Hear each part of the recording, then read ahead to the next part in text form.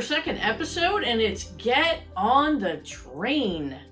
Hi, I'm your host, Angela Dillman, here with the owner of the Dillman Group at Keller Williams Realty Chesterfield here in St. Louis, Missouri. And this is my co-host.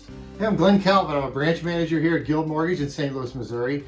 And Angie and I were just looking at it. We've got about 70 years of experience in the real estate and mortgage business together. We've known each other a long time, and it's just been a privilege to work with you for a while.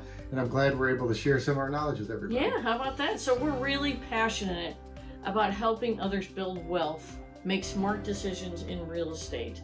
We've both raised families. We've been around a long time. We're both natives of St. Louis. I'm from South St. Louis. I don't know if you can tell my accent, but I'm told South St. Louis has an accent. I don't know. Where were you raised at? I was born out in Washington, Missouri. Washington, Yeah, right? And the not too greater far St. out. Louis metro area. We've both been married a long time. 40 years. We celebrated last year. 34 for me in February. How about that? That's awesome. We both went through the downturn in 2008. Tough I'm times, just telling yeah. you, we learned a lot in the School of Hard Knocks here. And I wish I would have known a lot of this information a lot sooner, especially when I went through the downturn. I vowed I would not go through another downturn the same way I went through that one. Yeah, So same here. we've learned a lot. We want to pass that along. We want you to benefit from our years of experience, our missed opportunities, our schools of hard knocks. Why is that, Glenn? You know, I think the why, and it's important for both of us, we both get a lot of joy in helping other people. Yep. I built an entire business on helping other people get what they want, helping other people get into houses, helping other people refinance and restructure their situations.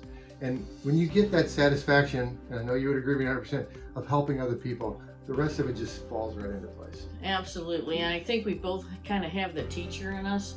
It's definitely kind of my bent in life is just to help you understand how things work and why is it this way so that you can understand fully and take advantage of it. So it also pains me to see seniors not have two waters to rub together.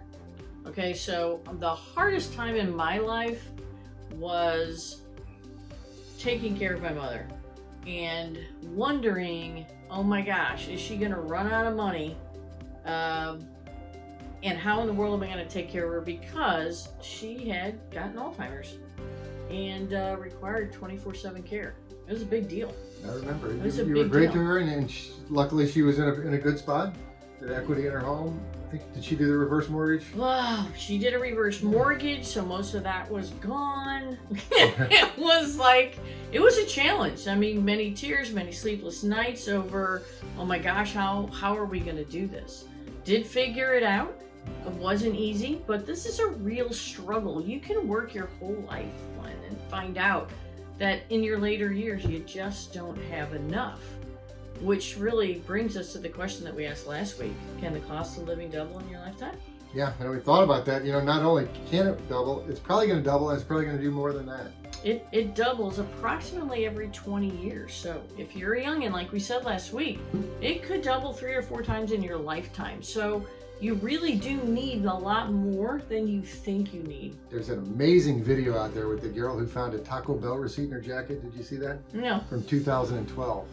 And she was just shocked. It was almost triple the price of Triple. what it is now in 10 years. So There you our, go. our Taco Bell meter is So things can are you much know more and the expensive. other question that goes along with that is, can you make enough or save enough to stay ahead of inflation? Can you save enough money to stay ahead of inflation? It's like, oh, I'm a great saver. I'll be okay. Yeah, Will well, you? you got to be careful because that money doesn't grow as fast as it hasn't really in the last 3 years. We've seen No. Which is unprecedented. But if that same $50,000 you have in savings is probably 3-4 years from now is going to buy $40,000 worth of stuff. All right, it's only going to be worth your dollar erodes over time, right? So saving is not going to get you there. This is why we're talking about real estate and being smart and investing. What did we say the definition of wealth was last week? The definition of wealth. Your money working for you instead of somebody else. Instead of it working for someone else. So every time you don't pay that credit card off, your money is working for someone else, right? So we got to get you in the mindset that wealth is your dollars working for you, staying ahead of inflation, okay? And most people, the majority of their net worth is where? in their home. Yeah, the equity in their home. So even your investment of your home sometimes is your largest asset. It's also your largest expense. Your home management, the expense of having a home is also the largest expense in your budget. So you need to be smart. So our question today is, how do I get on this train? Right. How do I get on this train? Because there's a saying out there that the train moves so slow, I don't notice it until it moves so fast I can't catch it. And really, in recent years, I feel like the train's moving so fast that feels like it's hard to get on it and start. And we both had those clients 2 years ago, a year and a half ago, that said, I'm going to wait until these interest rates come down. I'm going to wait until these prices come down. And we've seen the interest rates stay very steady, if not even go up a little, although they're coming down some now. But also the value of the houses just keeps going up and up. Just keeps going up. I told my son Aaron, who's in his mid-20s, last year, I'm like, man, you better buy it before this train takes off. It goes so fast you can't catch it. And he did. So both my sons have bought homes in their mid-20s, which is way ahead of the first-time homebuyer curve. That's usually 30 to 35 years old buying your first home. So if you are in your 20s and you can purchase earlier, you're way ahead of the game. Especially you get a renter, you get somebody to offset the expense. So the question is, somebody comes to you and they say, Angie, how do I get started? What are you going to do? How do you get started? So let's just talk about the fun side of getting started. Yeah. It's like, man, it's exciting. It's fun to get a house, right? It's fun to make it your own. Go in there and roll up your sleeves and paint it just the right color and maybe friends over and neighbors and just have a great time. Maybe get a great yard or great outdoor. So we call that the pride of ownership. I like that saying, because you're just proud. This is something that you have a stake in. Yeah, you don't have to have a landlord tell you what you can or can't do, right? You can get that dog, get that pet, right? So it's a lot of fun owning a home and getting your first home. Yeah. So here's the mental side. The mental side is, oh my gosh, just getting started can be scary. And you may have some thoughts or ideas that you're being told, maybe by the older generation if you're younger, that you need 20% down, or that, gee, I don't think my credit's good enough. So Glenn, what's the first thing that we need to think about when we want to get on the train? It's where our money's going. We need to know what our expenses are. And I think if we're going to wait until we have no debt and we save 20%, and it's going to take us 4 or 5 years, I don't think that's a good option, because you're missing out on that appreciation of the home. And you're still paying, unless you're fortunate to live with your parents or a buddy or whatever, you're still paying rent, and that money's going to make that landlord. So my favorite thing is to start with that budget, to know and be in a good spot to where I'm not short every month, that I'm not spending more than I'm taking in, and that I've put myself in a good place. Everybody asks me, what's the lowest credit score I can get to buy a house? Well, that answer is probably going to be about 580, but that low credit score is really going to limit you. The real answer, it should be up in the low sixes, 630, 640 is going to get you a much better deal. I'm not saying you can't do it with a lower credit score. And then when you get up into that 720, 740, that's just going to bring so many more programs, so much more to the table. So having a budget, being able to save a little bit, and having a good credit score. So there you go. So you don't need to save a lot, because we can talk a little bit about some zero down programs that are out there for first time home buyers. More now than ever. More now than ever. So there you go. So when you're thinking about a budget, we like to kind of rephrase that as expense control. So money coming in your life, money goes out of your life. When money goes out of your life, we call that expenses. If you can control that and harness that so that you're investing first and living on the rest, Simple Path to Wealth book, great book. That's what he advocates. Figure out how much you can set aside. You're going to set aside every month, so when you are older, you do have more than 2 quarters to rub together.